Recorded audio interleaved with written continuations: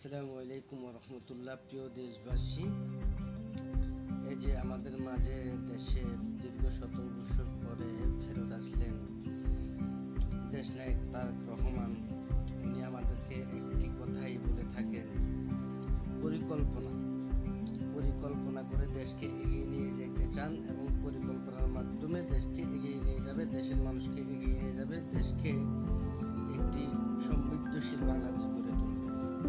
এটাই বাস্তব। পরিকল্পনা করলে আমাদের দেশে প্রধান যেটা করণীয় সেটা পরিকল্পনা করা উচিত।